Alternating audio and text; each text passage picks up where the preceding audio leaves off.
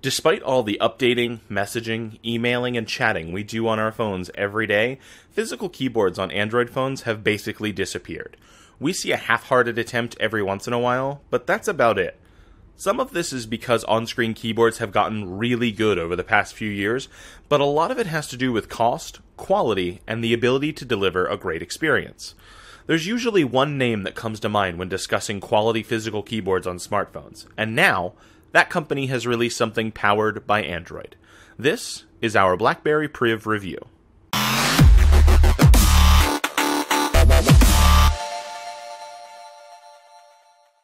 While every other company has been busy begrudgingly competing in a senseless race to the bottom, where the only thing that seems to matter is how low you can get the price without sacrificing the wrong combination of features, BlackBerry has been hard at work enhancing their core experience.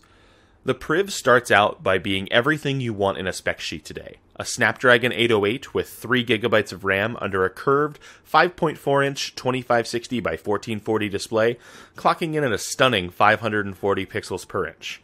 The soft touch coating on the back, coupled with the steep curve around the edge, makes this phone remarkably easy to use with one hand, which means a virtual keyboard of your choosing will get you the same experience you get on many other phones running Android today.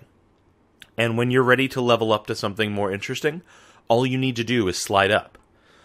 The design of the physical keyboard is so subtle, there's really no way to know it is there when using the phone unless you're familiar with the hardware, a notion we confirmed when handing the phone off to strangers. So, do me a favor, and, how would you type on this thing? Okay, so, where would I go to type? I guess like that, right? Just like that, right. So, take both thumbs right where you had them, and push up on the screen for me. Oh, While the other companies were hard at work making their software keyboards usable in every situation, BlackBerry has been evolving the physical keyboard. Unsheathing the keyboard creates an entirely new experience for the user, as not only is this one of BlackBerry's legendary keyboards, it's also a trackpad for most of the interface. On top of this, several keys on the keyboard are programmable shortcuts for launching apps and jumping position on the screen. These aren't new features for veteran BlackBerry users, but on an Android, it's a real treat. This experience grows beyond the buttons on the screen once you've adjusted to the layout.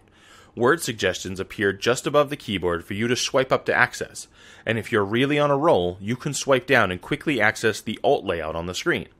It's a complete thought, one that no other company could pull off right now. A big part of what makes this experience work so well is the energy BlackBerry has put into Android. The Priv is running Android 5.1.1, and although a first glance might leave you to believe this fork of Android is quite close to the Nexus-style Android, there are a ton of changes under that materially home screen.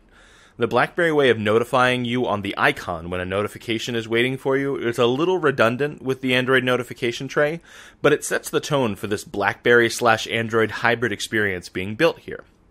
BlackBerry Hub, BlackBerry Messenger, and the Productivity tab come together to make BlackBerry users feel at home without taking away from the Android experience.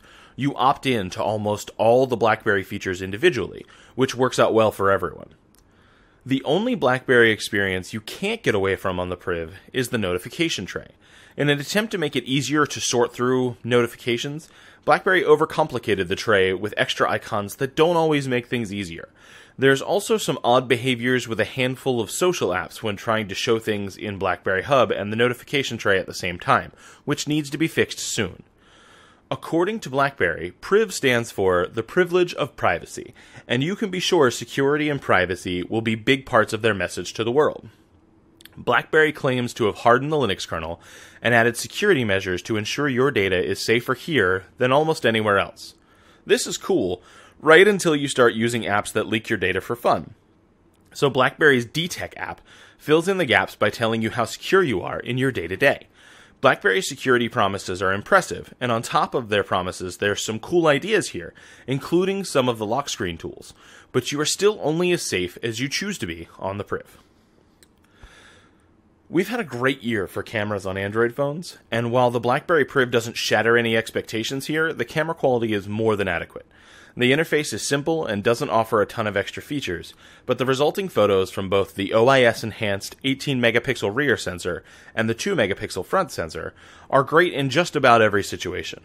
All the basics are there: 4K video, quality HDR shots, and a panoramic selfie mode that makes sure everyone is in the shot. I wouldn't go so far as to call the cameras exceptional, but it's an enjoyable if basic smartphone photography setup. All of this hardware and software comes together to create a truly compelling experience. The 3410 mAh battery will have no problems getting you through the whole day, the speaker across the bottom is nice and loud, and the phone feels higher quality than most. Rather than participate in a race to the bottom, BlackBerry has made something that earned its $700 price tag. The Priv is without a doubt one of the best phones to be released this year, and it's something only BlackBerry could have made. Here's hoping this is the first of many great BlackBerry phones that are powered by Android. Thanks for watching.